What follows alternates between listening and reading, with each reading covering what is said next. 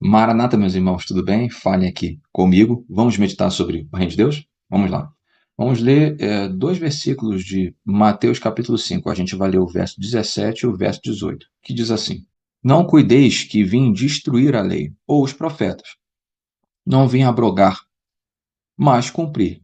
Porque em verdade vos digo que até que o céu e a terra passem, nem um jota ou um tio jamais passará da lei, sem que tudo seja cumprido. Então, o que Jesus está dizendo aqui? Bom, eu não vim cortar a lei, não vim abolir. A lei, eu não vim aqui para retirar. Muito pelo contrário. Na verdade, eu vim aqui confirmar, cumprir, e vou confirmar uma coisa para vocês. Até que céus e terra passem, tudo que está escrito nos profetas e na lei, basicamente o Antigo Testamento, precisa ser cumprido. E isso vai até a substituição, né, dos céus e da terra. Tem que ter um novo céu e uma nova terra. Os céus e a terra têm que passar. Onde a gente vê isso? A gente vê isso em Apocalipse 21.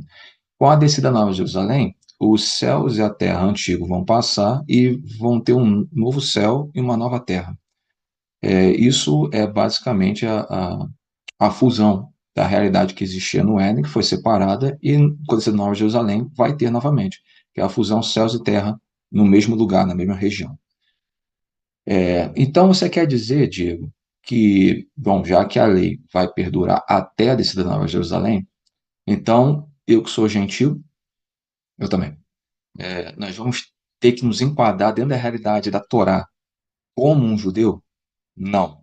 Vamos lá. A Torá de Deus, ela abrange aspectos muito variados. Ela abrange trabalho, ela abrange dia de descanso, ela abrange culto, tem muitas especificidades em relação a culto. Então, calma, do que diz respeito à Torá, a gente precisa observar o que é específico para o povo de Israel, os descendentes de Abraão, na sanguinidade. Por quê? Porque existem coisas na lei de Deus que são específicas para o povo que vem da linhagem sanguínea de Abraão. Eu vou te dar um exemplo: circuncisão. A circuncisão, o apóstolo Paulo fala que isso é uma coisa específica para judeu, e que o gentil que entrasse na fé em Cristo, que fosse enxertado na oliveira, como diz Romanos 11, isso não era cabível, porque a entrada dentro da realidade do povo de Deus, que é essa oliveira que está escrita em Romanos 11, não era pela circuncisão, mas pelo crer e confessar que Jesus era Senhor. Então, na lei de Deus existem situações desse tipo, tudo bem?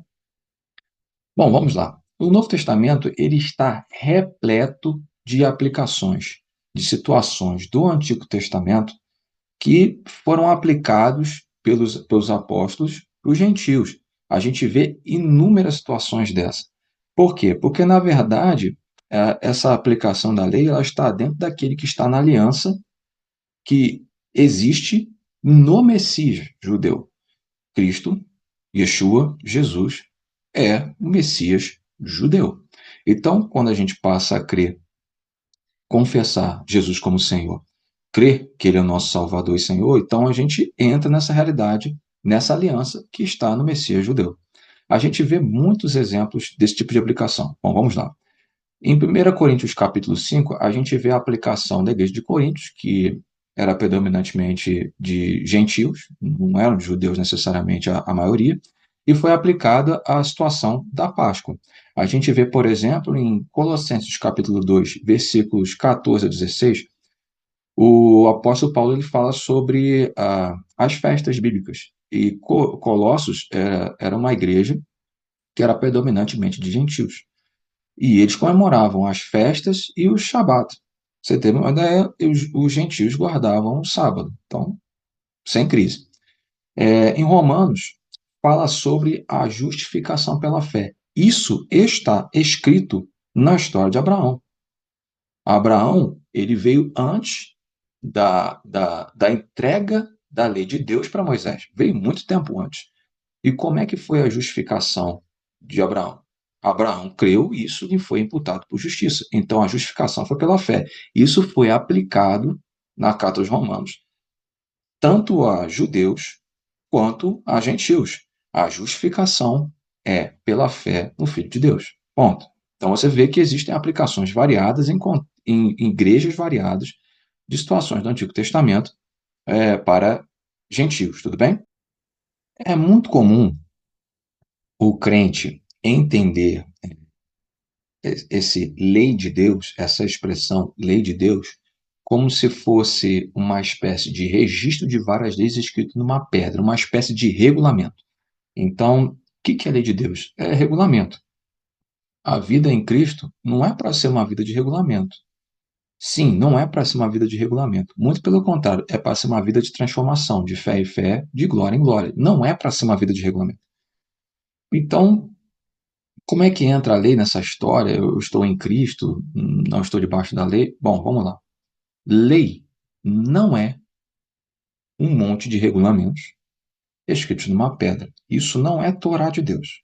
Vamos começar a entender isso de forma melhor agora. Mas se você pensa, e se alguém te ensinou isso, isso é uma coisa muito antissemita. Isso já vem lá de trás. Essa ideia de lei é só para judeu, o que não faz muito sentido, a gente já viu isso. E pensar, dizer que a lei é algo que foi escrito numa pedra como regulamento para o povo judeu. Não é isso. Se você acreditou nisso, ou se te pregaram isso, não é isso. Lei de Deus não é regulamentos escritos numa pedra. Então, o que é a lei de Deus, Diego? Bom, vamos lá. Deuteronômio 33, vamos ler o versículo 1 e o versículo 2, que diz assim: Esta, porém, é a bênção com que Moisés, homem de Deus, abençoou os filhos de Israel antes de sua morte. Disse, pois, o Senhor veio de Sinai, e lhes subiu de Seir, resplandeceu desde o monte Parã, e veio com ele 10 milhares de santos. À sua direita havia para eles o fogo da lei. Vamos lá. Isso aqui é um texto que a gente não vai entrar nesse mérito neste vídeo, mas é um texto ultra escatológico. Ele está falando aqui, nesse texto de Deuteronômio 23, da volta de Yeshua, da volta de Cristo para a Terra e a plantação do Reino de Deus. Mas a gente não vai entrar muito no mérito disso, não. A gente precisa entender uma coisa aqui que a gente vai tratar de outro assunto, que é a lei de Deus. O que o povo viu quando olhava para Deus? Viu o trono de Deus e viu à direita desse trono fogo e lei. Fogo e lei. Esses dois elementos são extremamente importantes para a gente entender do que se trata a lei de Deus, tudo bem? Então, o que eles viram? Trono, fogo e lei, tudo bem? Bom, vamos para o Apocalipse, capítulo 4, versículo 5, que diz assim: E do trono saíam relâmpagos e trovões e vozes, e diante do trono ardiam 7 lâmpadas de fogo, as quais são os 7 Espíritos de Deus. Bom, vamos lá. Esse texto de Apocalipse 4 e o texto de Deuteronômio 23, eles são correlacionados. Os dois estão falando de uma realidade da sala do trono, tudo bem? O que João descreve que ele viu? Ele viu que na frente do trono de Deus existiam lâmpadas de fogo, uma menorá, aquele candelabro de 7 pontas. Basicamente isso que ele viu.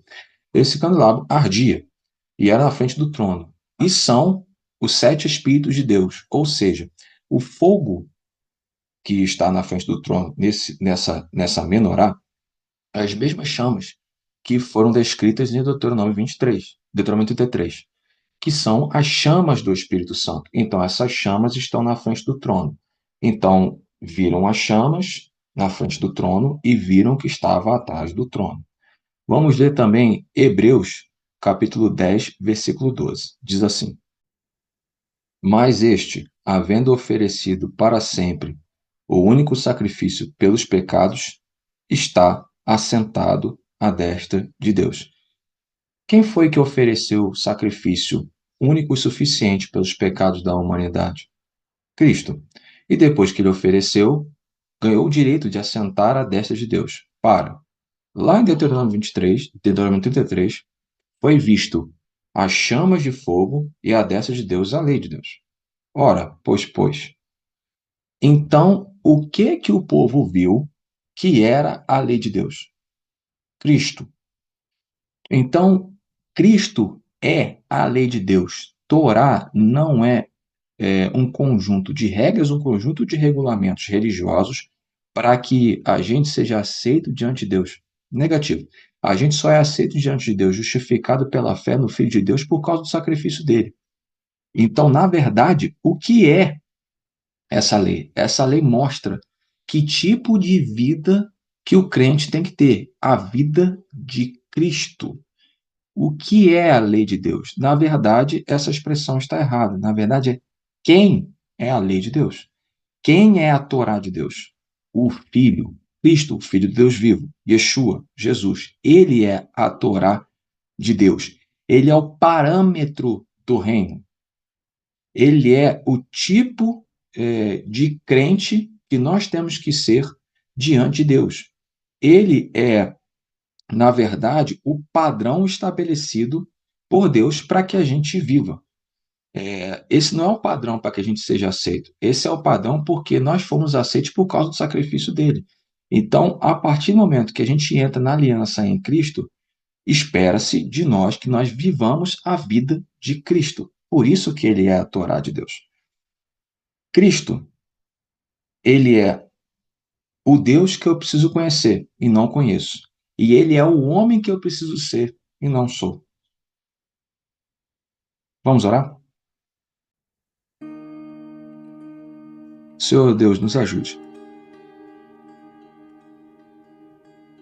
Senhor Deus, nos ajude. Nós precisamos ter a nossa humanidade restaurada. Isso só existe em Cristo. Nós precisamos viver uma vida que manifeste a tua glória. Isso só existe em Cristo. Nós precisamos viver uma vida que revele ao mundo o reino que virá. Isso só existe em Cristo. Ele é o rei desse reino. Ele veio para mostrar para a gente o caminho, que é Ele, para que nós andássemos nas suas pisadas. Que o poder do Espírito Santo atinja as nossas vidas a tal ponto que as nossas vidas passem a ser as vidas que revelam a vida de Cristo. Transforma o nosso interior. Que o Espírito Santo transforme a nossa vida para que a gente revele a vida de Cristo, para que a gente resplandeça a glória de Cristo, para que a gente revele ao mundo o Rei do reino que virá. Nos ajude, Senhor. Nos ajude, Senhor. Isso não é possível ao homem, só pelo poder do Teu Espírito Santo. Isso a gente não consegue fazer com o nosso esforço. É só pela ação do Espírito Santo em nossas vidas. Nos ajude, Senhor. É o que nós pedimos em nome de Yeshua, em nome de Jesus. Amém.